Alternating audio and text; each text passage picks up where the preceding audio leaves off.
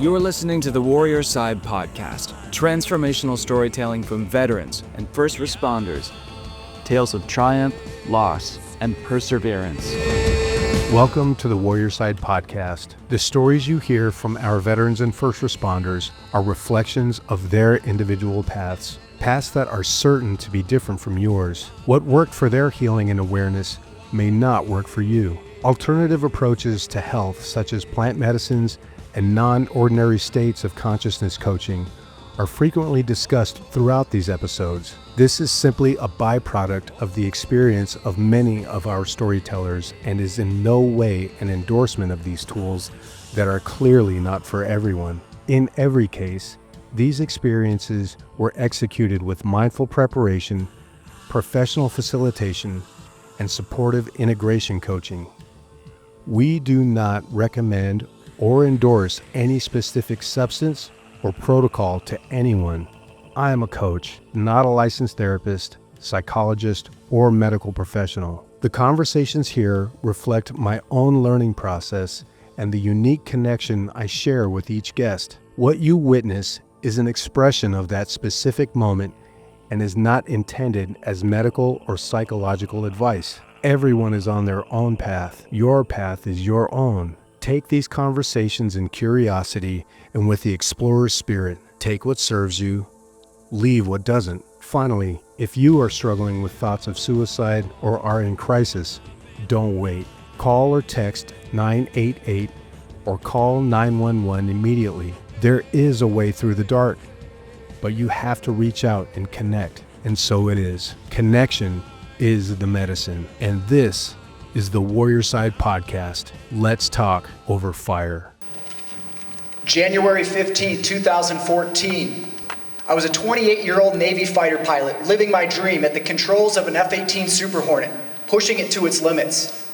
Suddenly something went terribly wrong.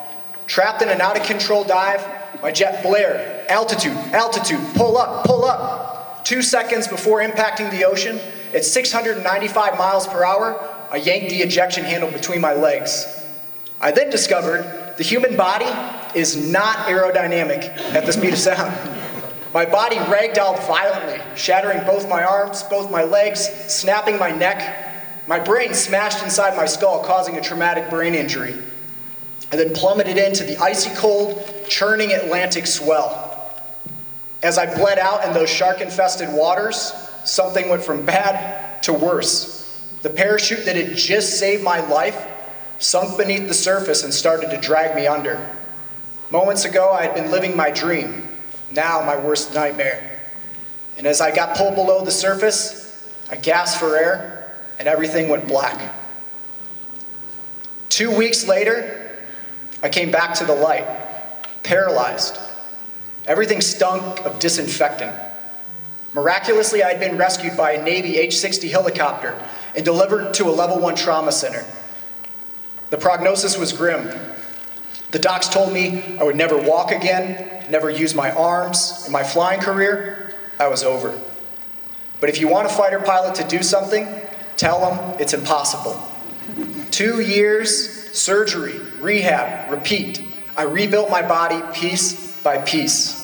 I kicked the pain meds, and despite the odds, I returned to the cockpit of the F-18 as an active duty pilot. Now this is where my happy ending should be, right? Where I fly off into the sunset and live happily ever after. But my greatest struggles were yet to come. High G's, high stress, constantly burning that candle at both ends. It took a toll on the unresolved brain injury.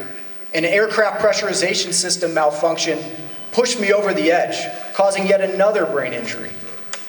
When I reluctantly sought help as my mental faculties degraded, the only answer I was given was pills, and more pills.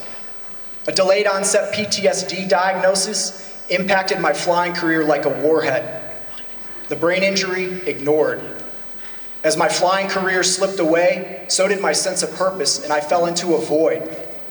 Late one night, as I basked in the shame, feeling I had let down everyone who ever believed in me, I reached for the pistol near my bed. I contemplated what the muzzle would feel like on my teeth, what the gun oil was going to taste like on my tongue. And just before putting my finger on the trigger, I looked beside me to see my radiant wife and newborn baby boy sound asleep beside me, and I didn't want to wake him up. Eventually, I was medically retired, and I continued that same treatment through the VA. More problems, more pills, more pills, more problems. And that's when my life really spun out of control. My wife found me naked, head shaved, eyebrows missing. I had a black garbage bag like a cape around my neck, heading out into the snow to fight crime like naked Batman. Instead, I spent the next 40 days and nights locked in a VA inpatient psychiatric facility where I witnessed and experienced truly abysmal care of American veterans. I had become a prisoner of the war on mental health that is raging beneath the veneer of our civilization. When I got out, I was a broken shell of a man in a drug-induced stupor. The only thread holding my family together was my wife's fear. A fear that should we divorce, I might gain custody and harm our children in another unpredictable psychotic break. Fortunately, this is not where my story ends. I was connected to a community of remarkable veterans, where I met Jesse Gill, the founder of Heroic Hearts Project. And through their generosity, I departed from the land of the free to Peru, where I could experience ayahuasca with the Shipibo. This wasn't some alternative medicine. This was the original. Ayahuasca melted away my five senses. And for the first time, I experienced reality beyond the limitations of my human body and perception. And in that, I plummeted into a hellish darkness, where I found a terrified little boy, me. He was trapped and voiceless. But through that pain and silence, I felt something I had never truly felt before. I was loved. The darkness shattered. My heart erupted like a supernova. I felt love, connection, awe radiating through all things. This wasn't simply some hallucination. This was a remembering. And it changed me at my core. Through integration with a focus on sleep, nutrition, exercise, reconnection to nature and community, meditation, I was able to regrow myself from within. As my brain, nervous system, and soul began to heal, so did my life around me. Today, I get to be the father, husband, son, friend, and storyteller that I was always meant to be. Carl Jung stated, "No tree can grow to the heavens without roots into hell." Now I get to be the beacon for the many others still lost at sea. And if you find yourself struggling, remember you are not broken. You're simply lost adrift, awaiting rescue from the love within. Thank you. Welcome back to Warrior Side. Noah and I are here with Kegan Gill, who's you just listened to, just amazing, amazing storyteller, amazing life experience. And it's been a while. You were speaking at the Psychedelic Science Conference in Denver last June, but we're finally reconnecting here for this episode. Really happy to be connecting with you again, Kegan. Yeah, likewise. I'm glad that the tech gremlins have given us permission today to finally do this thing. Yeah, what is this, number 3? This is I number think, 2. yeah, And Yeah. third attempt. They may change their mind, so we'll take what we can get. Yeah. You know what? This just shows we're not quitters. We're going to keep going, keep trying. Right, man. With that, I got to ask you, Kegan, like, I want to get into your story in a minute because it's so incredible. But start from the beginning. Like, what made you want to be, and how did you become a fighter pilot? Like, that's. Yeah, that's a great question. I mean, I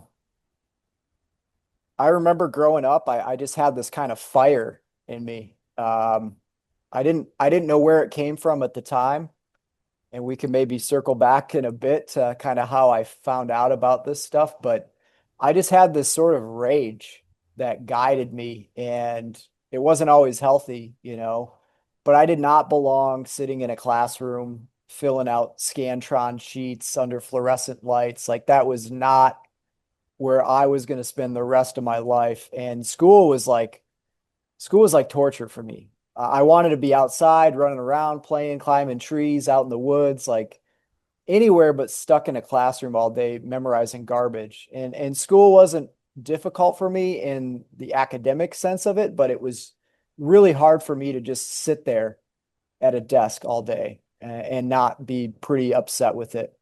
And I remember being pretty defiant at a young age, kind of like a troublemaker with a big heart, always just making fun of the situation and the ridiculousness of being a kid stuck in a classroom and filling out the Scantron bubbles. But as I got a little older, I had my parents had a family friend that had a little Cessna, basically a flying lawnmower. And I got to go up and go for a flight around Traverse City in the summertime, which Traverse City, Michigan in the summertime, it's beautiful. I mean, it's like there's the Caribbean hues to the water.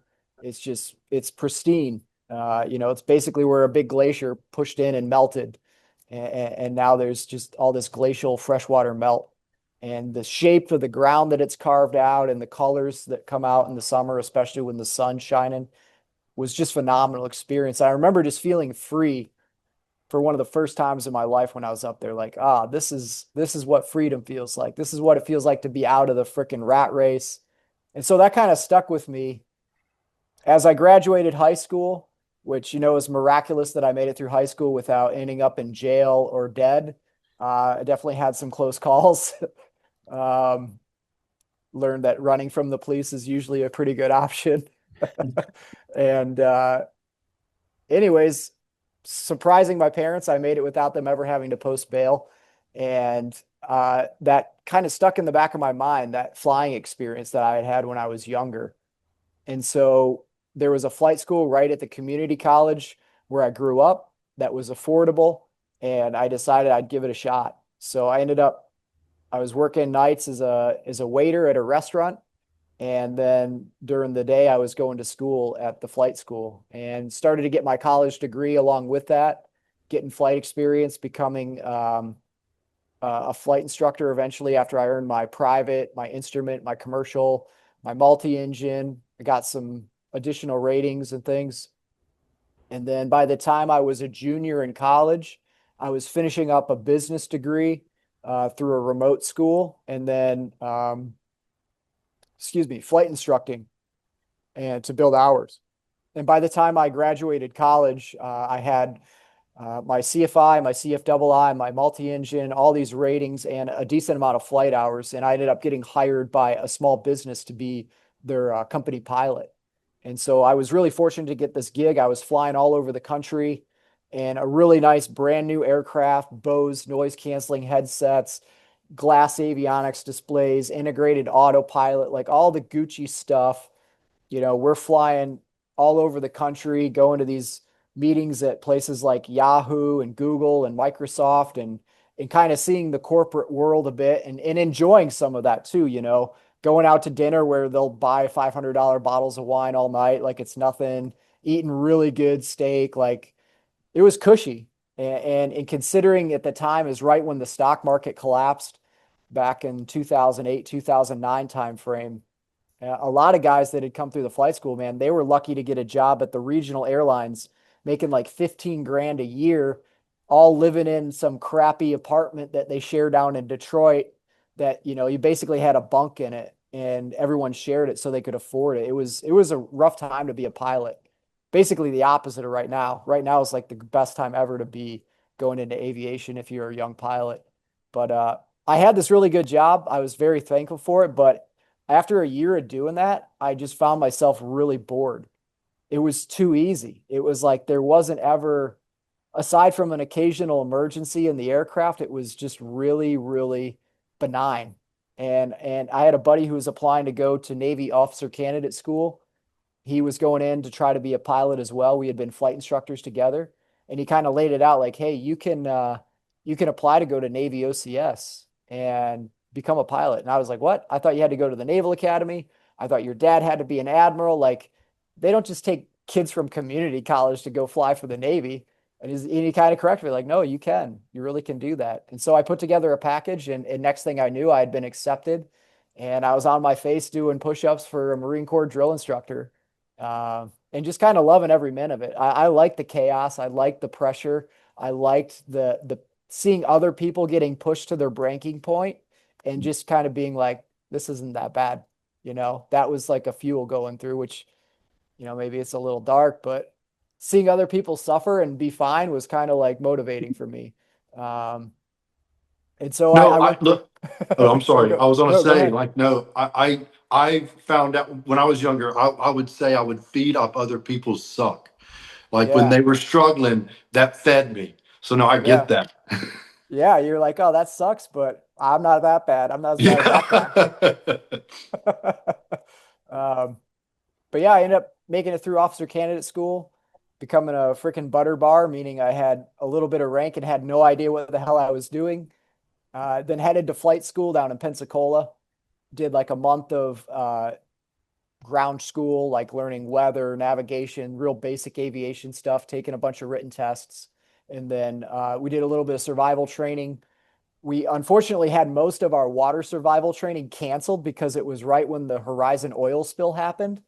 So we didn't get to do like any of the open water stuff out in the ocean. We still did some stuff in the pool, but uh, come to find out, I could have probably used a lot of the stuff that I didn't get to do later Yeah. in my career.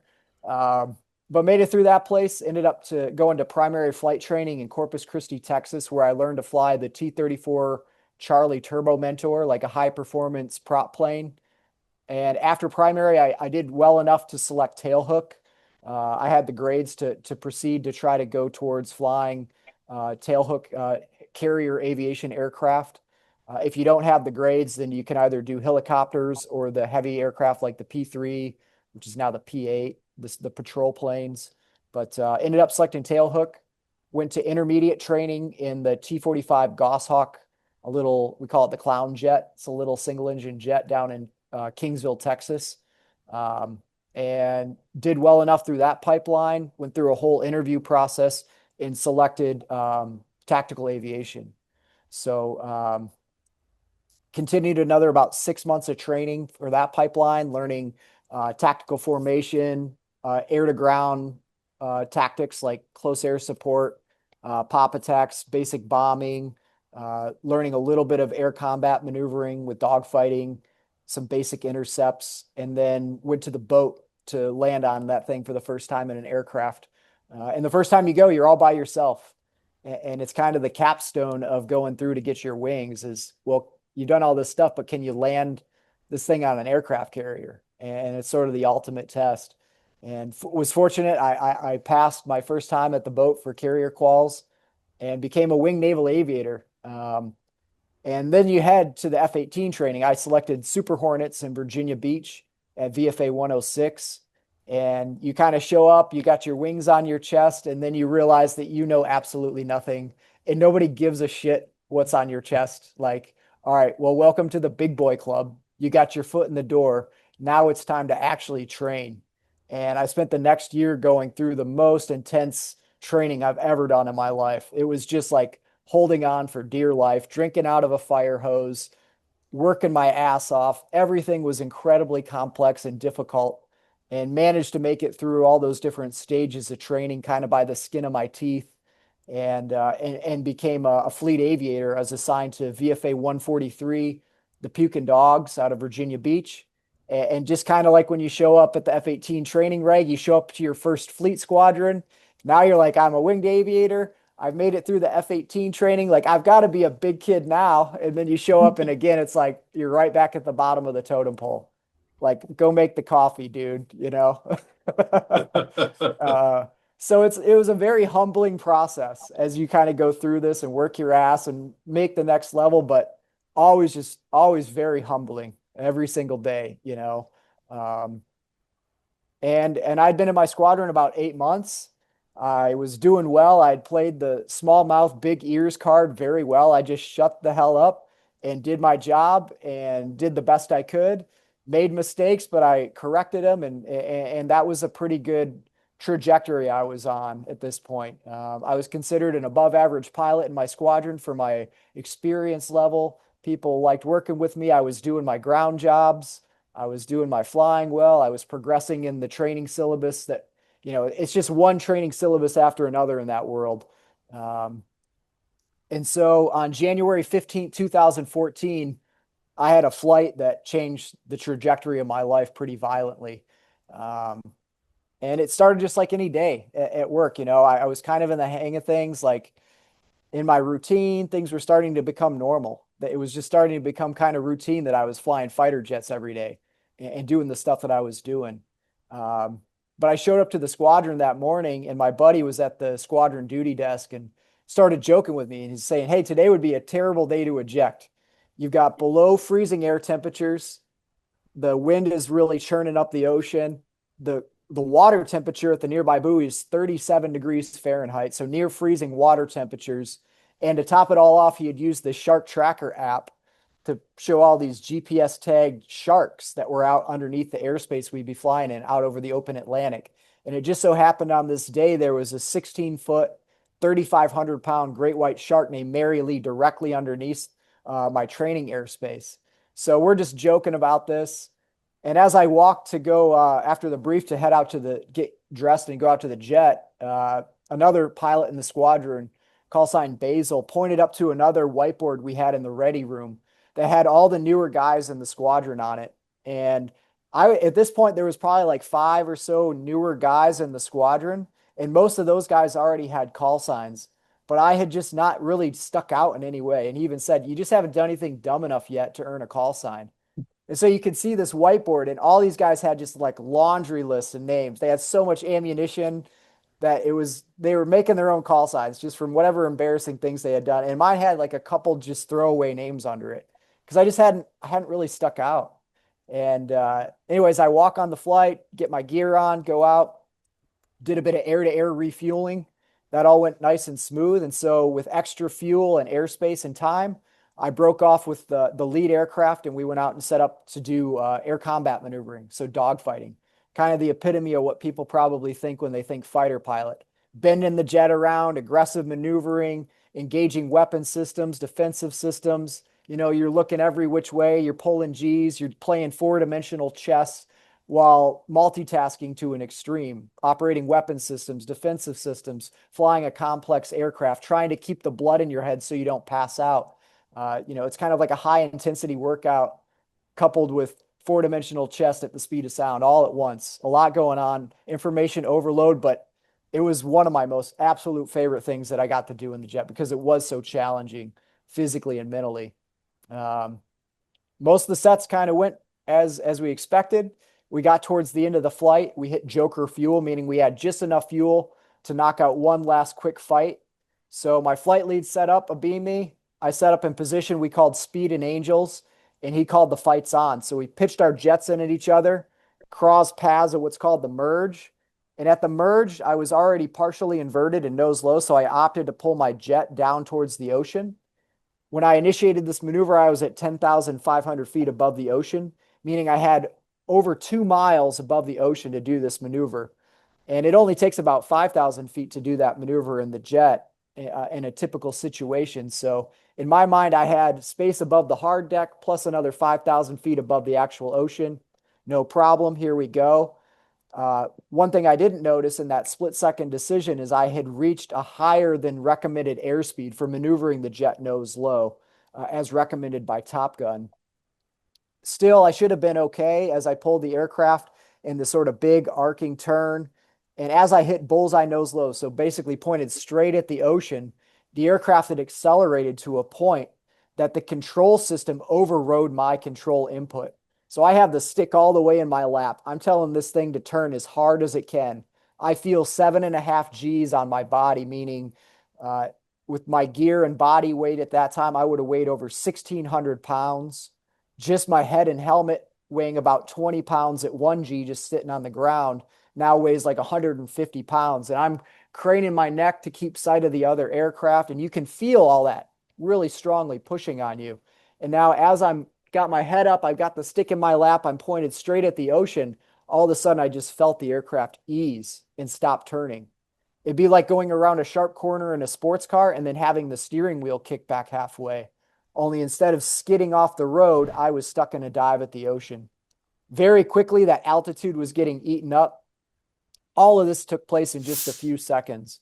But then I heard the radar altimeter going off, altitude, altitude, which means I had broken through the hard deck at 5,000 feet. And just a few seconds later, I could see the ocean rushing up at me very quickly. It was completely overwhelming. I could hear the aircraft blaring at me. Pull up, pull up. There's a big arrow in my helmet display and on the HUD in front of me. And I'm thinking, no shit, I am pulling up. And the aircraft just wasn't responding to my control input. And 2 seconds from impact at 695 miles per hour, 95% the speed of sound at sea level, I yanked the ejection handle between my legs, and exiting the aircraft at that speed was incredibly violent. A normal ejection will compress the spine, cause flail injuries, but I was way outside the survivable envelope for what the ejection seat was designed, but I had no other choice. And to date, it set the record for the fastest survived ejection in naval aviation. But coming out at that speed, it was like it was an explosive force that impacted my body. The human body is not aerodynamic at the speed of sound. And as I hit that airflow, it ripped my helmet off my head, smashed my face to hell. It looked like I had just gotten punched in the face after 15 rounds with Mike Tyson. Um, my neck broke, my C1 and my neck snapped as my head snapped backwards. I broke my left scapula, bilateral humerus fractures of my upper arms. My right humerus tore through my right brachial artery as my arms just ragdolled in that wind. My left forearm shattered the radius and ulna and severed the median nerve that controls my left hand. Um, my brachial plexus was pinched, which is the nerve group that kind of controls a lot of the upper body. The gear on my vest, it was so fast, it ripped all the survival gear off my body. My helmet ripped off my head. My feet were flailing so violently in that near sonic airstream that my steel toe boots became like maces, smashing open my lower tib fib. So I had two open compound fractures. Chunks of my tibia were falling out of my body. And this is all in just like a split second explosive. And very quickly, fortunately, my parachute deployed. I was 2 seconds from impact when I pulled the ejection handle. It takes about a half second for the ejection sequence to complete. So by the time I exited the aircraft, I had a second and a half before I was going to impact the ocean in that seat. The aircraft impacted the water and just vaporized into nothing. The largest pieces they found of it were maybe the size of like a license plate, crumpled up. But in that second and a half, fortunately, my parachute deployed and it slowed me enough so I didn't die in impact with the ocean. And then very quickly, I plummeted right down into the ocean, where you could see the film of jet fuel on the surface of the aircraft that had just vaporized into it. And very quickly, that parachute that had just saved my life started to sink under the current and pull me under. And if you've ever been held under when you need a breath of air, doing drown proofing or surfing or whatever, you know how miserable that is when you want a breath of air and you can't get it. And it was just that over and over and over again for the next 2 hours. Fortunately, my flight lead spotted my parachute opening and very quickly started to coordinate the on-scene commander checklist and the search and rescue effort from his aircraft. He spotted a fishing vessel about a mile away from me and got them directed over to my position. While they weren't able to actually get me onto their boat, they at least provided some visual reference for where I was, because at this point, my helmet had ripped off my head with all my reflective gear. All my survival equipment, my signaling equipment was gone. My radio was gone. My beacon had malfunctioned. So I was just a little tiny dark head getting drug under the surface out in the big wide Atlantic Ocean. So had my flight lead not made that split second decision to get the attention of this fishing vessel, I wouldn't be here to tell this tale. Eventually, I was picked up by a Navy H-60 helicopter. Their rescue swimmer was able to cut me loose from all the paracord and get me up into the helicopter and delivered to Norfolk General, a level 1 trauma center in Norfolk, Virginia. When they got me to the hospital, they rushed me in, started to treat me for severe hypothermia. My core body temperature was at 87 degrees Fahrenheit. So I should have been dead from hypothermia, but they say the hypothermia actually constricted my blood flow enough so that I didn't bleed to death. And it also helped to preserve my brain from all the inflammation from the head injury. And they said, had I not been in that cold water, I would have absolutely died way before anybody got there. And they said if my dry suit had actually worked properly, I would have died. So just kind of a crazy twist of fate that kept me alive. They rushed me into surgery, induced a coma, multiple blood transfusions for all the blood loss. They pumped the water out of my lungs I had inhaled while I was getting drowned for that 2 hour period. And then they started going to work with fasciotomies to open up all my extremities to prevent amputation, artery bypass in my arm to restore blood flow to my right arm. They ended up replacing a lot of my long bones with titanium rods and steel plates and a lot of screws. So I got like a no kidding Wolverine X-ray now, if you see it, which is pretty sweet. Um, and then 2 weeks went by and I wasn't waking up, and they didn't know if I was going to come to. And Basil, the same pilot who had said I hadn't done anything to earn a call sign yet, was in that waiting room with everybody being pretty gloomy. My parents were there, family members, friends, just waiting to hear if I'd be alive. And he piped up and he goes, "Oh, he's a scrappy motherfucker. He'll be all right." So that kind of lifted the spirit of the waiting room at the ICU, and they took Scrappy Motherfucker and they shortened it down to Smurf, kind of a makeshift acronym. But because it's the modern military, they had to come up with the politically correct cover story, which is I'm a short guy that had turned blue from hypothermia, in order to get that thing put on the side of a jet. So at least out of all this, I got a call sign out of it. Well, congratulations. Well, I got to ask you. So, and this Yeah. may be a stupid question, but it was in the back of my mind. Like, when you ejected, did it knock you out? Were you unconscious when you were in the water? Like, do you remember any of it? Were you in and out Yeah, initially it did knock me out, and then I was in and out of consciousness while I was in the water. for two I have hours? retrograde amnesia for most of it, so a lot of it I didn't have conscious memory of. And from the brain injury initially for weeks and weeks, I had no memory of any of it. But as time went on, I started to get more of it back. I spent several years really struggling with flashbacks where I'd be trying to sleep and I'd go back into those moments in the water and relive it. But my mind has done a lot to try to like push that stuff out and keep me from experiencing it. But yeah, I was in and out of consciousness when they found me. Both the fishing vessel said I was conscious and yelling. The helicopter crew said I was conscious, in and out of consciousness on the flight to the hospital. One minute I'd be sitting up screaming and yelling. The next minute I was, they were having to resuscitate me to bring me back. But yeah, most of my linear memory ended right as I pulled the ejection handle. There's a lot of things I think that there's just no way to know. There's no way to tell. There's no way even to really imagine. But you were talking about, you're surfing and you're being held under. 99% of those times, that's all just part of the experience. You got a 99% of the time, you've got a full set of lungs underneath you. Everything is fine. I mean, your arms are working well, your surfboard's there, all this stuff. But in combat or in these real world operations, or what turned into be a real world incident for yourself, it's just we don't have all our faculties, and you're bleeding out. You had 58 broken bones, and you had all this stuff, and the breath holding being there. So when you were mentioning that, I just remember, just started to think about all what one might call like a Hollywood moment of being held underwater, where everything, for all intents and purposes, is fine. But what was it like being held underwater, knowing or experiencing, if you didn't know your neck was broken, that your neck was broken, knowing that your arms, everything, your feet are up by your ears, all of that stuff. Did any of that, do you remember any of that part?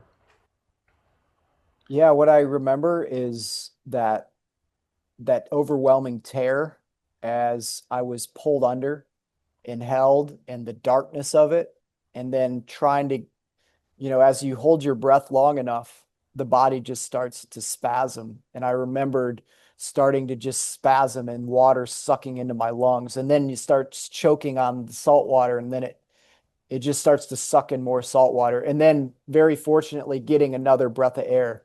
And I remember just how seeing that light in that and feeling that air re-enter my lungs was so powerful. But after a bit of that, it was almost, there was a calmness that settled in, where it was just like okay, this is the situation. I mean, I didn't know the extent of my injuries, and I didn't even, it was like survival mode kicked in. Um, but I remember really vividly that feeling of just terror and helplessness, but then letting it go and just being there. And eventually I got pulled out of it somehow. Um, Yeah, I think about, I talk about this a lot, and people talk about letting go or forgiveness or something, and it's very common for people to believe that it's a physical act, it's a choosing of, hey man, this doesn't serve me anymore. It's time for me to let it go. This is just ridiculous. And so I'm going to let it go. That's not how letting go happens in life. Um, to my experience, letting go is a result of, is an end state from the work one has done in integrating certain behaviors and practices in life. And then you look back like, oh, I've let that go because of all these things that I've done. I talk about often how, in order to understand things such as forgiveness of self or other people or letting go of certain situations, you can't do it with your mind. You can't think your way through it. You can't figure it out.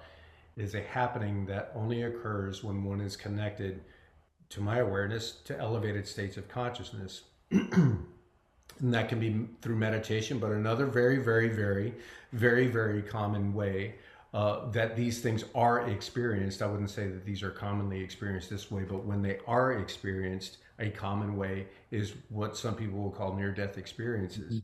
Now, to my awareness, you weren't dead. I don't know that that's the truth or not, but I'm curious about this whole idea of letting go. For you, was it a conscious, oh, okay, I'm just going to let this be? Or was it something that you were almost, that was almost taken with you, if that makes sense? yeah, you're absolutely right. Like you can't use the analytical mind to let go. It's not a conscious process. It's part of the intuitive mind, that deeper consciousness that's within us, that divine consciousness and deep wisdom. And in that near death experience, which I would certainly classify where I was at as that, it wasn't a conscious decision.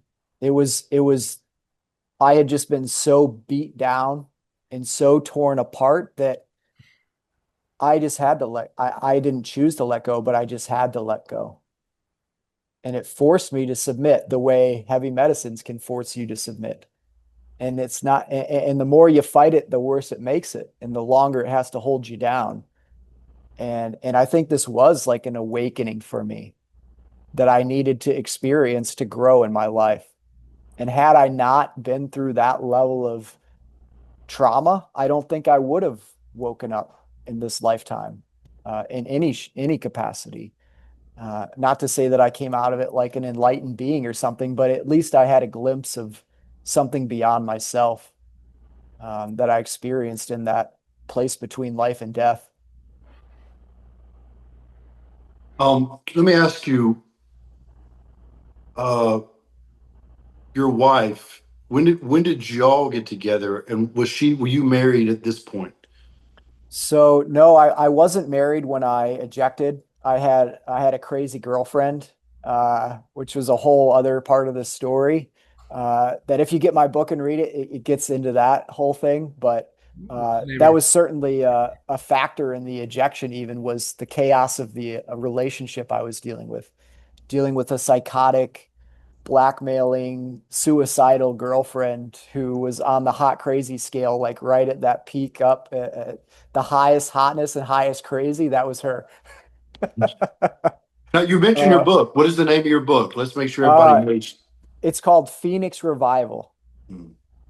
Yeah, Um, I've got to say, I reached out to you, but when I was at Beyond in Cancun doing Ibogaine, I was oh so yeah, yeah, excited when I saw the books, and I was like, oh my God, I know this guy. I know him. yeah. I was telling everybody, I was so proud of you, and to see your book there was awesome Thanks, because man. it's an Yeah, incredible thanks book. for telling me that. That's cool. I talked to Tom, who runs it down there. Yeah. And actually, for a while, I thought I was actually going to come down there and work for a while, but they ended up, I guess, getting somebody else. But Yeah, I definitely had some books sent down there for Tom. Yeah, no, it Um, was awesome to see it there. yeah, thanks, man. Yeah, but I didn't know my wife at the time. Um, I ended up, as I made my recovery in the hospital, I spent about 3 months rehabilitating as an inpatient at the VA, living in the polytrauma unit. When I came to, I had no idea where I was. I was paralyzed from all the injuries. I couldn't move. I thought my squadron mate had like played a trick on me and like tied me down to the bed, but it was actually just paralyzed. Um, I spent, every day just became about trying to move. And there was a really dark moment when I had kind of gained the awareness of what had happened when the medical staff came in and said, you're never going to walk again. You're never going to use your arms again, and your military flying career is over. And there was just this overwhelm of like, man, this is the end of all of that. Everything I've been working for years is gone. And now I'm just going to be nothing. I'm going to be some drug addicted, paralyzed guy that is going to be lucky if I can get around in a wheelchair. But in that same moment, I also had this little spark that I think came from that rage that I had cultivated as a young kid, which we can get more into where that comes from in a bit here. But there was this spark of like, fuck you. You think I can't do something? I'm going to prove you wrong.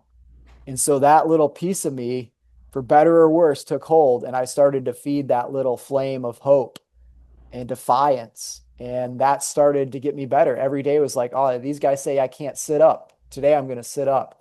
And little by little, things started to work. And after 3 months, I could get around on a walker well enough that I was able to leave the inpatient polytrauma center. I then spent 2 years rehabilitating, more surgeries, overcoming prescription drug addiction, going through an investigation for the mishap, which was a crazy process in itself, gaining a stack of medical waivers that was another miracle. And after all of that, I ended up going back to fly Super Hornets, kind of against the odds of what everybody thought possible. And it was all that like that little fiery rage within me that was like, I'm going to prove these guys wrong and I'm going to get back on the horse that bucked me off. And that's sort of where like the happy ending of my story should be, where I fly off into the sunset and live happily ever after. But that's just not how life works all the time. And in that time, I met my wife. I met her when I was kind of about to get back to flying. I was starting to feel good again. I was getting physically robust again after I'd gotten off all those meds. I started to feel good. And we had actually known each other in college. She dated a roommate of mine, and she actually brought one of her friends to one of our parties we had at our place. And I ended up dating her friend for a few years. But several years later, I was back on leave on Christmas break after my accident. And I even still had my arm in a sling after another surgery. And we ran into each other through a mutual friend and just kind of hit it off on this snowy night in northern Michigan right before Christmas. There's all the lights sparkling downtown where we were hanging out getting drinks and the snow's coming down. And I remember she just had this big warm smile on her face. And it was just like this strong connection. And we kissed that night. And then a few weeks later, she invited me down to the Caribbean. Her parents work a seasonal business up in Michigan in the summertime, and then they take the winters and they sail their own little boat around down in the Caribbean. And her dad like does it all. He like fixes it, he navigates it, he does everything. Her mom is real big into it, and so it's not like fancy yacht life, it's like camping on a boat. You basically get to eat whatever you catch. You're moving with the tides and the winds each day. Wherever they go, you go with them. It's not like luxury cruising, but I went down there and just hit it off with her family. We were spearfishing, we were drinking rum at night, playing euchre and cards and having a great time. And I remember Kara was my wife. She was very hesitant to date somebody from the military, which was understandable. She's like, this is the last thing I want. And I was like, well, why not? And, at this point, I don't know, I should have drug her into all of this, but we ended up kind of hitting it off on that trip. And right before I went back to the fleet, as I was retraining in the F-18, we got married. And then we moved out to California, where I spent some time in a VFA 136 Nighthawks back in the Fleet Squadron. And, this is where I should have had a nice, happy, long career. But I had another issue in an aircraft where the pressurization system malfunctioned, causing fluctuating cabin pressure, giving me type 2 decompression sickness, which you can get from scuba diving if you come up from depth too quick. You can get the bends, which is where you get those little bubbles of nitrogen in your joints. But if those bubbles get into your brain, they can block the blood flow, and it's like an aneurysm, and it can kill you or cause more brain injury, which was adding insult to the injury I already had that was likely an unresolved brain injury. Before that incident, I was noticing that I had some mental lapses and deficits from time to time, but I just kind of ground it out, just ignored it, pushed it aside, said, "Oh, I'll get over it. I'll grow out of this." But then that incident happened, and it was like it just pushed me over the edge. I immediately got back from that flight. I couldn't remember a portion of the flight. I was being confused by symbology on my displays in the debrief and just didn't feel right. And when I got back to my hotel I was staying at during this detachment, I remember sitting on the end of the bed in the room and everything tumbled around me. I was getting vertigo. I was really confused. I remember I was having a panic attack, which I had never had before. My heart was just racing a million miles per hour. I was super high anxiety, and I was sitting in a quiet hotel room all by myself with nothing going on. And what really pushed me over the edge to realize something was seriously not right is I got my phone out to set my alarm to get up in the morning and fly, and I couldn't figure out how to do the math to set my phone to get up in time. And that was when I thought, wait, there's been these incidents in the F-18 that had become kind of a reoccurring theme where people were getting decompression sickness. And so I reached out to the squadron safety officer. Fortunately, there was a dive base in Mayport, just 20 minutes away from where we were training at Tyndall Air Force Base down in Florida. They drove me there. They got me into a chamber that night, squeezed me, and I got a little bit better. But the next day, I still didn't quite feel right. And so the docs were like, "Hey, when you get back from this detachment, you need to go in and see medical." Which, after going through a battle, I had just gone through the medical process. The last thing I wanted to do was go in and say, "Hey, something's not right. I'm having a mental health issue." Which, as you guys know, in those communities, if as soon as you start talking about something not right in your mind, like there goes your medical clearance, there goes your security clearance, and there goes your career. Next thing you know, you're going to be pushing papers under a fluorescent lit desk, miserable as hell. And so it was the last thing I wanted to do, but at the same time, I recognized there was something so seriously wrong with me, I could not safely operate an aircraft. So very reluctantly went in to talk to the flight doc. And pretty quickly, they came up with that I had delayed onset PTSD. They started throwing all the traditional mental health therapies at me, doing cognitive processing therapy, cognitive behavioral therapy, exposure therapy, a lot of the stuff on my phone that were just apps. And I was getting so frustrated because I knew there was something seriously wrong. It wasn't just some emotional thing. In the special forces community and strike fighter aviation, you get really good at compartmentalizing. Like we can deal with the craziest emotional experience and perform at a very high level. And now all of a sudden they're telling me I'm having some emotional thing. It just didn't make sense. Like, no, I can compartmentalize emotional. This is something different. But it started to feel like they were trying to do software updates when it was the hardware in my computer was all short circuited. And that's actually what was going on. But there was a complete misunderstanding about operator syndrome and brain injury. They hadn't even fully acknowledged that I had any form of brain injury at this point. And so I went down this rabbit hole of psychiatric care, of PTSD diagnosis, of here, take these meds to help you sleep. I was having persistent insomnia was my primary problem. I just could not shut down my nervous system so that I could rest. And I just couldn't sleep without a bunch of drugs. And when those drugs didn't work, they started throwing SSRIs and then antipsychotic meds. And before I knew it, I was getting pummeled by all these pharmaceuticals once again. And after going through my journey with the pain meds, it was the last path I wanted to take. But all the folks with all the degrees and the white lab coats were telling me this is the answer. You have to take these pills. This is your chance to get back to fly. And pretty quickly, my flying career just evaporated as I got on more of these meds. Um, I was taken out of my squadron and put at some crappy ground job at the wing and just continued to get worse and worse. My wife had just had our newborn little baby boy, and I was in full blown psychosis at this point, just from lack of sleep and all the psych meds they had me on.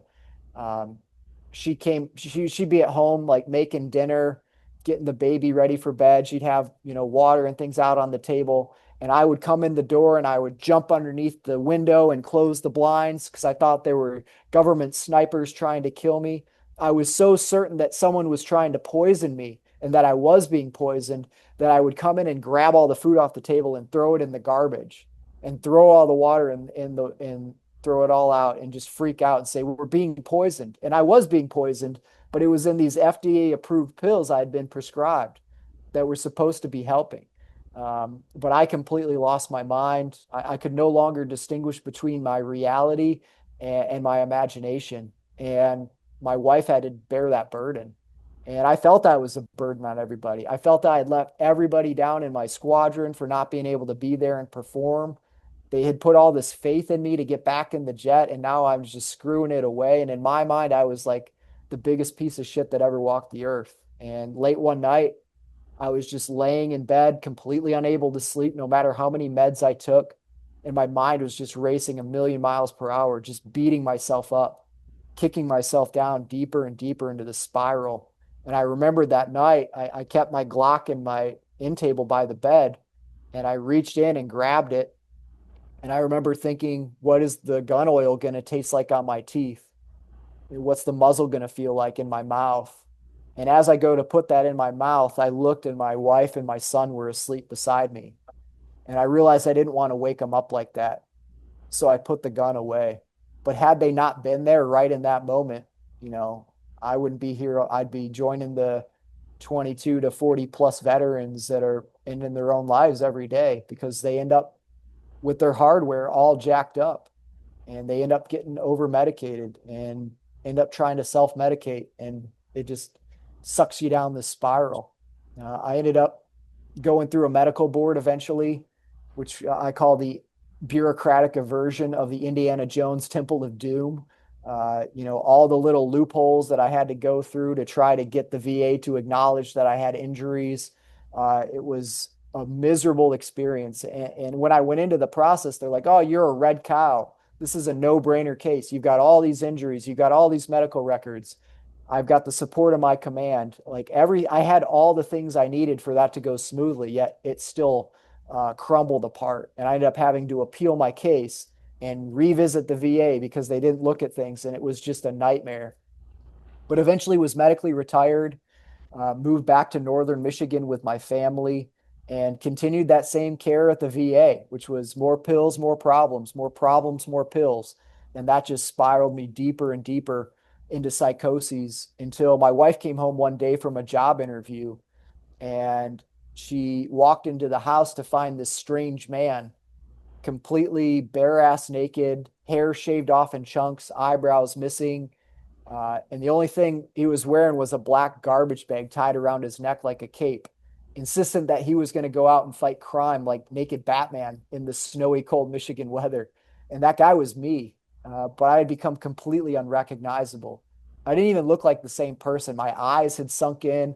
My skin just looked pasty and pale and sick, and my voice had changed. I was just creepy and weird, and it was really hard on my wife to see that transformation as I got worse and worse. Fortunately, she's an ER nurse and a trauma nurse, so she had dealt with psychotic patients before. So she ended up calling the VA, who initially called the police. So a police car showed up at our house, and my wife's like, there's no way you're going to take him in a police car right now. So she ended up driving me into the hospital about an hour away to the emergency room. And I spent the next few nights on the floor of this plexiglass walled room having a complete out of body experience in deep psychoses, which I'm pretty sure I went to purgatory. I was just like, it was like my soul had left my body and was just traveling around space and time aimlessly. And after a couple nights of that, traveling through time and space and witnessing all sorts of almost unexplainable occurrences, I came back to my body. And when I came back conscious in my body, I was on the floor of a VA inpatient psychiatric facility down in Battle Creek, Michigan. A few days later, I had been transferred by ambulance down to that facility. And as I came to, I started to witness and experience firsthand just absolutely abysmal care of American veterans in that facility. First off, when you're on one-to-one care coming out of psychoses, their policy is they have to come into your room every 15 minutes with a flashlight and shine it in your face to make sure you're not harming yourself. So you're already wired up at 11 on your nervous system. You can't sleep. And now someone comes into your room without knocking every 15 minutes and shines a flashlight in your face. So there's extreme sleep deprivation. The food is ultra processed garbage food. You're wearing prison scrubs like a prisoner, and the staff wear white lab coats. So there's the Stanford prison experiment dynamic. You get to go outside maybe once a week if you're lucky into a concrete yard that's surrounded by high-rise brick walls and buildings. There's no connection to nature, no sunlight, no exercise. These are the things you do to a prisoner of war. You confine them, you treat them less than human, you sleep deprive them, you malnourish them. And in the survival training I went through, you take a perfectly healthy, physically, mentally robust military member that's going into the special forces or going into the strike fighter community, and you sleep deprive them and you treat them like that for just a few days, and people start to have visual and auditory hallucinations. And those are perfectly healthy people. Now you take guys who are already in psychoses, already dealing with a lot of problems, and you do the same exact thing to them. And in my mind, it's all very intentional to drive you onto the path of more medications. And that was the only answer they had at this facility was just take more pills. Take your pills, shut up, obey, behave, go sit at that table and color like you're a 3-year-old. And before long, with those meds, people just turn into these zombies. You could tell like their soul was no longer there, and they're just kind of drooling and walking the hallways and doing whatever they're told, popping their pills when they're told, eating the shitty food when they're told. And I was pretty frustrated and disgusted to see that this is how they treat American veterans when they're at their worst. And so I tried to escape that facility, which my failed attempt ended up getting me injected with a medication called Haldol, which was a physical and mental torture. I mean, it made me feel like insects were crawling their way out of my skin. I just wanted to rip my own skin off and run and scream up and down the hallways. And it was done under the pressure of a guard with a gun. Basically, you need to get this injected or else. It was like a prisoner of war situation. No shit, in our VA psych facility. Um, Fortunately, with the advocacy of my family, eventually they were able to get me out of that facility and back home under their care. And without their support, I would have died or killed somebody and ended up in prison in that facility because I was so angry and frustrated at what I saw. Um, I had my constitutional right to bear arms stripped from me in that facility. I had been committed to that facility against my will, despite never having committed a crime. Uh, I really just saw that very quickly your rights get eroded when you have to go into some sort of psychiatric care in our healthcare system, or sick care system, as I call it. But fortunately, I found a different way. Once I got back home, struggled for a few more years, was on the verge of divorce with my wife, who had just been through hell with it. I'd become a non-functioning human. I mean, I could barely do the dishes. I could barely read a sentence without forgetting it. So I stopped reading. My little boy and my new daughter would come up and try to play with me, and I'd push them away and tell them to leave me alone. I was just cold and distant and broken, and I just wanted to walk off and die. And the only way I could just not feel pain was to drink and use copious amounts of cannabis to self-medicate. And that obviously didn't help anything. And I just kind of went down that dark spiral until one day I had a friend reach out to me who took me out mountain biking up in the Upper Peninsula of Michigan, where it's phenomenal mountain biking, serious terrain, and spent a couple days up there with him. And when we got done, he handed me this book called Finding Ultra by Rich Roll, which is all about this kind of burnt out corporate attorney who, was dealing with alcohol abuse and the same sort of burnout. and kind of turned his life around with nutrition and exercise. And so I kind of came away from that inspired and started to improve my diet, started to get more active again. And then I stumbled eventually upon the book How to Change Your Mind by Michael Pollan, which is all about the use of psychedelic assisted therapy for treating severe mental health issues. And from that book, I got a spark of hope like, hey, maybe there's another way. Maybe I don't just have to take these pills and be miserable the rest of my life. Um, and fortunately, I reached out to some nonprofit organizations and eventually ended up coming down to Peru with Heroic Hearts and having just a complete heart expanding experience through ayahuasca with the Shipibo out in the Amazon rainforest. And in that, I went deep within as that medicine kind of beat me down into submission. It was dark. It was torturous. It was miserable. It was like being chained and being tortured and vomit and piss and shit and everything smelled. And it was disgusting and miserable. And I felt I was losing my mind. But it was basically this medicine just whittling away my ego and crushing that so that I had to let go.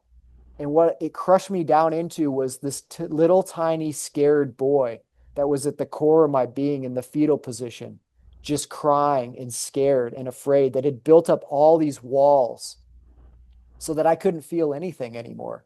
I had completely cut my soul off through that, all the experiences I had been through. I was no longer connected to anything outside myself. I was just this little tiny scared boy. But in that moment that I saw that little boy and I embraced him and told him I loved him, all those walls of this labyrinth that had been built around me vanished. And I just exploded into the stars and became one with the whole universe. And it was this massive heart opening experience. It was like my heart had been encrusted in just layer upon layer of molten rock, and then in that moment it just burst loose, and there was this energy of like a star projecting from my core of my being. And again, I was alive. I could feel love, and it was this immense heart expanding experience that I got to get a glimpse of that divine perspective, that divine consciousness. um, and when I came out of it, I felt the best I had felt since I could remember. I spent a few more years trying different psychedelic experiences, opening my heart more, dealing with more repressed trauma, going back into my childhood through psychotherapy with Iboga, basically getting 30 years of advanced psychotherapy sessions in one night with Iboga, and seeing that all along I had been this scared little boy from an early age. I had sort of been cut off from a lot of my emotions and felt I wasn't good enough, and that I had to do extraordinary things to be loved, which is probably what led me to be a fighter pilot to begin with, is childhood trauma, where I felt I wasn't deserving of love. So I had to prove to the world that I was.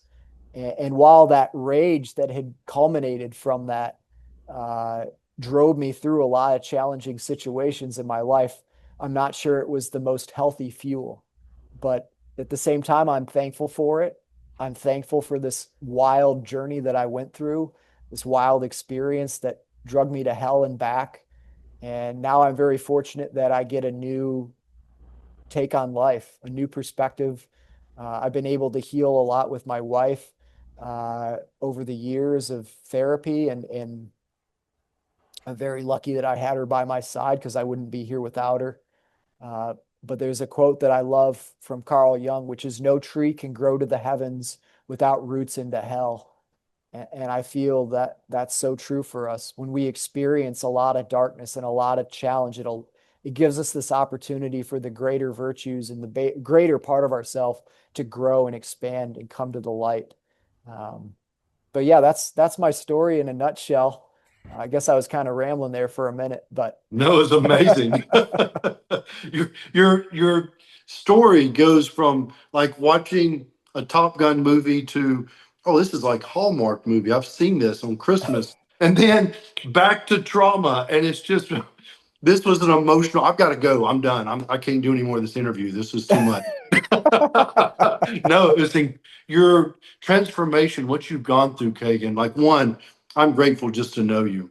because you're Likewise, an Noah. incredible human being and you've been through so much. And I'm grateful that you're where you're at now and that you're here with us. Thanks, Noah. Likewise. Likewise, Noah. I think a lot about so many things of what you're talking about. Some of the things that I think are connected, for example, like we were talking about growing roots into hell, shaping your tree into the sky. And I also think about the idea what you were talking about this quote way earlier on in the beginning, this crazy twist of fate of all these things going wrong, creating this situation as it is so that you could survive. For example, the hypothermia is what kept you alive. And I think what you experienced is something that's really, really, really hard for people to accept. That in order to come to know this, in order to come to know this level of healing, this level of transformation, this level of expansion, this level of this new state of being, you that doesn't come for free, and it doesn't just come from like waking up one day and like, oh, I'm all that is. It's the lessons that were learned in the growing of the roots deep into hell, and something that is very, very hard for people to, I think, understand. It's because of all this happened that you could ever know who you are to begin with. And so the reason why I'm mentioning all this is because no matter where one is in their process of suffering, if they can come to learn more and more that it is because of this process of suffering that they will ever know what it is to be strong, that they could actually, I mean, this sounds really super crazy, but they could actually become very, very grateful for the struggles that they experience in life. And it's just not something you can have a normal conversation with people. It's like, oh, it's a great thing you experienced all this stuff in combat. It's a great thing that you experienced all this stuff growing up. Because they'll look at you like, what, are you crazy? Are you out of your mind? Triggers and offended and all this stuff. I'm like, I don't know how else to tell you, man, but this is the way. This is the way. And so I'm so glad not many people, I mean, even people in the healing space, Kegan, don't know what you understand because of their either inner child or whatever, like yours, just built up these walls and being like, nope, not going there, nope, not going there. So well done on allowing those, at least for a moment, those walls to come down to reconnect more deeply with who you are. Amazing Thank you. work, man. And now it's the practice of trying to keep those walls down and to keep from closing off. I mean, that's the practice of meditation and mindfulness is daily ritual to keep those walls down, to keep the heart open. Because the more we close, the more we suffer. But it's really hard to stay open, especially in the chaotic world that we live in, where we're constantly bombarded with too much information and bad news and traumatic bullshit and stuff that's just constantly trying to shut us back off and close us back off from each other. But when we close, we suffer and those around us suffer. But when we can open that heart and put down those walls and feel and love, I mean, that's when that divine consciousness and love and wisdom can shine out of us. But it takes practice every day. It's not, it's not like there's a switch you just flip and now you're magically enlightened and you're just all love and peace and kumbaya. That's just not the reality. It's a practice. And some days I suck at it. Some days I want to punch people in the throat and fucking leave this world and it comes and goes. But, I found through meditation that I'm able to tap back into that place of that divine wisdom and love that is at the core of all of our beings. It's always been there. It always will be. It's not going anywhere, but we have to get all this shit out of the way so that we can experience it, which takes a lot of practice, especially in our society that's obsessed with the ego, obsessed with the self, obsessed with accomplishment and objectives and what you have and your status and your degrees and all this bullshit. But if you can strip all that shit away and just breathe and be and say, I love you for who you are, or where you are right in this moment, that divine love is always there in each and every one of us. We are all this enlightened being at the core of us, but there's a lot of obscurations we got to get out of the way so we can experience it. Yeah. It makes me think of, it was a couple it was last season because I was cutting grass and thinking, and I got in my head, and I remember thinking, why is it so much work to be happy? Why is it our body, our brain always trying to put that first? And then it's like I went down, I stopped the lawnmower, got on my phone, started looking up things, went down the rabbit hole, and I came to the realization of reading that our brain is designed to protect us, and it's all about survival, and it's not about happiness. It's about being aware of our surroundings to protect us. And it's when we start living from our heart that we can push that away. Because I've really leaning hard into meditation now, and I have found, just like you said, like, just whether I'm meditating or if I'm out somewhere and something triggers me and I can control my breath, I can bring that back down. Because like you said, the ego tries to overrun everything and try to go into survival mode.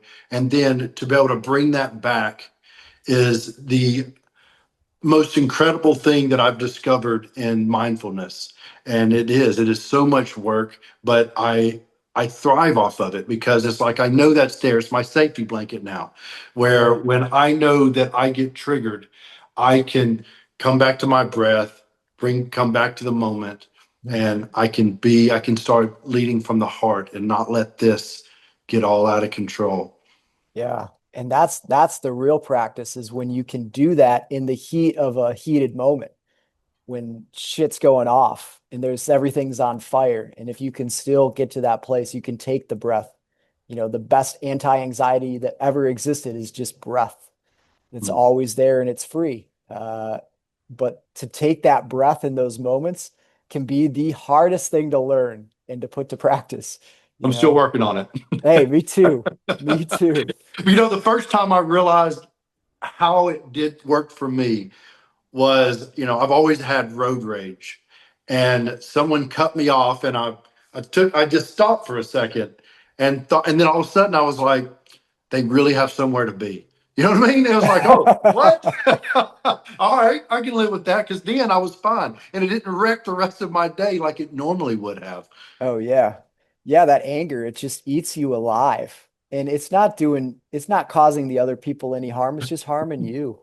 Yeah. It's so destructive from within, but man, it's a hard thing to let go for sure. Because that's that defense that we relied on for so long, Yeah. to get us through some hard shit. That was our How old are your, protector.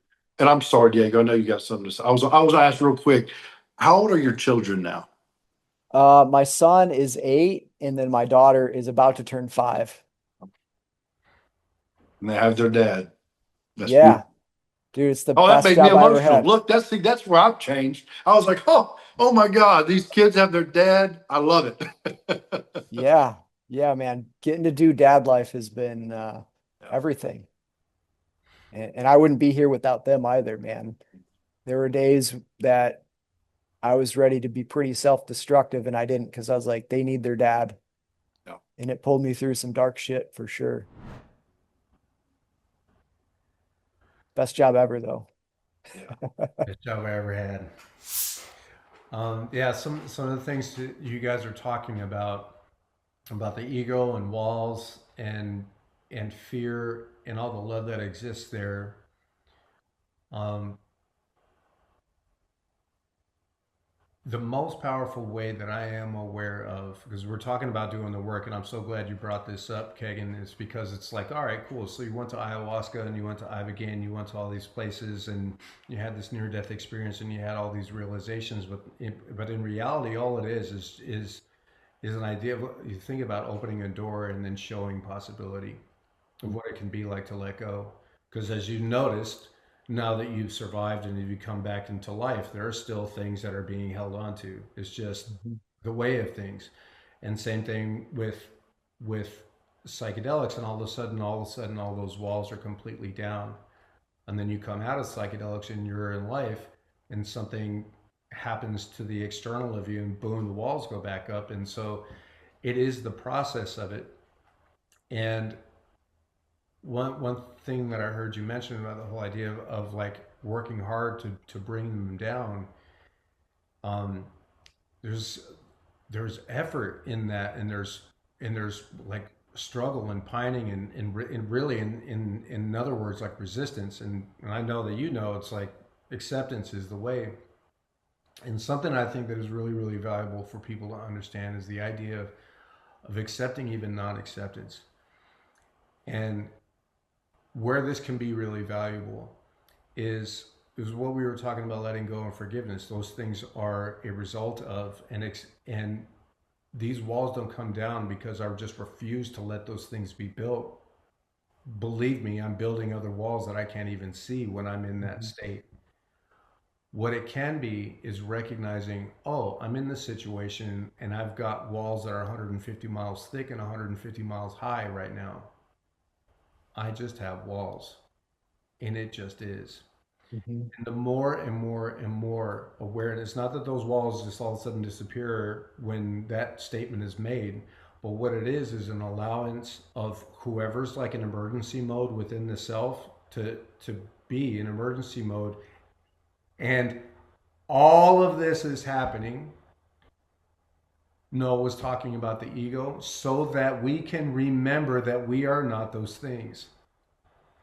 The separation of it. You are not the walls themselves. You are the one who's ultimately in charge of all these things. And the more awareness one brings to the separation of this, the more easy it is for recognizing that these walls exist, accepting that they exist, and then in that deep acceptance, in the process of deeply accepting that these walls exist and the connection that you have to who you really are, you notice those walls are not there in that moment anymore. And there was no doing that was accomplished in the deconstruction of those walls.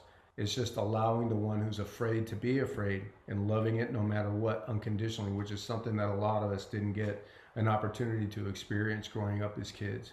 It's like, what if I loved every single part of myself unconditionally in a way that I would have loved to have been loved myself growing up? And it's like, there's no need to put up any walls anymore. And the last thing I'll say about all of this is, the thinking mind and the storming of the mind, or the idea of the ego, I really believe that the ego is not here to sabotage us or to destroy us. I think that it is here to help us remember who we are by giving us the illusion that we're something else. Mm-hmm. We're not taught by being given answers. We're taught by being given problems to solve. And in the process, and the integration in the process that you were talking about, coming to understand who we are, in some ways it doesn't even matter what the ego does or doesn't do. It's not who we are. And if we can recognize, just the rumbling and the screaming and stuff that's going on inside of the mind, like, oh, that's happening in the mind, and this is as I am. I am who I am. I am as I am. The mind can still continue to roll, and you don't have to stop it. But your presence, your connection, your awareness is more deeply rooted into who you are. All of this loudness in the mind exists so that you can understand who you are. And it just is nonstop training. It's not it's just a bunch of series of jet plane crashes over and over again until one comes to deeply understand with and connect with who they really are. And in that way, then there's no more walls are even needed. It's just, I am well regardless of what happens. And that's real deep healing, where there's no more doing. There's just, I can be in the ocean with a parachute. I can be in a crashing jet. I can be sitting with my kids on my lap. I can be hanging out in Christmas lights in Michigan with my future wife. Everything, I am well. That's a powerful place to be. Absolutely. If I could bounce off of that, Diego, you mentioned, you, like he was saying, like when you, Kegan, when you did when all of us, when we do psychedelics, yeah, doors opened and we're able to see through it. And this is credit to you, because for people that are listening, psychedelics aren't going to fix everything. It's that reintegration. And you know that. Diego knows that. We know that. But it's the hardest part, because we're shown something in psychedelics. Mother Ayahuasca showed you things, Ibogaine, all that. But it's the work after that we put in. And that's what you're doing. You know what I mean? You're doing the meditation, doing everything. Your children, your wife, your motivation to say, okay, I've been shown this. I want to walk through that door, and I want to keep that doorway behind me. And that's what you're doing. And a lot of people, that's hard for a lot of people. So when I say that, I credit you for that, no, I do. Because Kegan, you've come through a lot. And that doorway was not easy to open, and it wasn't easy to walk through. But you've walked through it, and you continue walking. And that is incredible. Thank you. I think we've been fortunate that there is this veteran community that is giving us access to this kind of healing that was not available not long ago. Like, I feel we are really blessed to be in this time that we get to have those experiences and then share how transformational that is so others can heal. Because the Vietnam generation, they didn't have podcasts, they didn't have access to most of this information, except maybe a very small few of them who stumbled down the right doors, might have found this kind of stuff. But it's incredible that we're at a time where this is becoming more and more in the public eye, starting to get recognition politically, getting laws changed, legalized in different states. Like, there's so much happening now that it's going to make success stories like ours more and more frequent. But you're absolutely right. It's not just the medicine journey. It's what you do with that opportunity, with that perspective, with that neuroplasticity, with that opportunity to make yourself into whoever you want to become. What do you do with that? And if you don't do the work, if you don't set the new habits, if you don't change who you are, you can go right back to where you were, or even worse. And there's no doubt about that. But given the right steps and that integration piece, uh, it's no doubt that these can change the world and alter the trajectory that we have right now, this world of chaos and obsession with the ego and the self and money and all this bullshit. Once you have these experiences, you see those for what they are. And I think it can literally change the world for the better, on so many levels. But in the meantime, yeah, we're consciousness experiencing itself through all these struggles, and the ego is trying to make us pretend like we're this cut off individual, which is so far from the truth. We're all part of the same consciousness, and I think the psychedelics show you that in a big way, that we are not alone, we are not isolated, we are part of an organism. Uh, Yeah, the ego giving us the illusion that we are disconnected so that we can come to understand that we are connected. It's not this evil demon just trying to wreak yeah. havoc. It's here. If one learns how to learn from it, it's the greatest teacher to ever exist. Yeah, ego will spend all day trying to make you think that you're you. That was such a really cool experience I had on psilocybin one time. I'm just sitting there just getting my ass kicked. And he goes, your problem is you think you're you. It was so good, man. But yeah, and it's a gift, because if I didn't go through the struggle of that illusion, then I would never come to know so far what I've come to understand, that we are all just we. So anyway, I don't know if that makes any sense, but boys, I appreciate your time today, man. It's such an amazing, kick-ass conversation, and yeah, really grateful to have both of you in my life. No, thank you, Jim. Likewise, gents. Yeah. Yeah, glad we finally were able to make this happen. Yeah. And I got to say, I've got to take a step back. because I've said this to you before. I'm gonna say it. I'll probably say it again in the future. I've heard a lot of speeches from people, and the way yours was constructed, the way you put it together, it was obvious you practiced, you cared, you spoke from the heart. Your speech was incredible. Like it was easy to follow, track. It was exhilarating. It was up and down. Even the story you just shared just now, like you're an amazing speaker, Kegan. You are a storyteller, and it was incredible to listen to on stage on this podcast. And I am grateful that you shared it. I'm grateful that you got to go through Warrior Side with Diego. And with that, I got to make sure everybody's listening. Warriorside.org. Got to do our plug. Got to do our plug. Yeah. Warriorside.org, is taking men like you and men and women of, law enforcement, first responders, military, and showing us how we can tell our story, but not just tell it, but experience it, how to understand it and share it in a way that we're comfortable and we know what's going on. And it's that alone is a therapy session in itself. And I'll say that, Diego, to you right now. What you bring and offer is not just learning how to tell a story on stage, it's understanding our story. And I am so grateful for it. I'm glad it's happening. Warriorside.org. Check it out.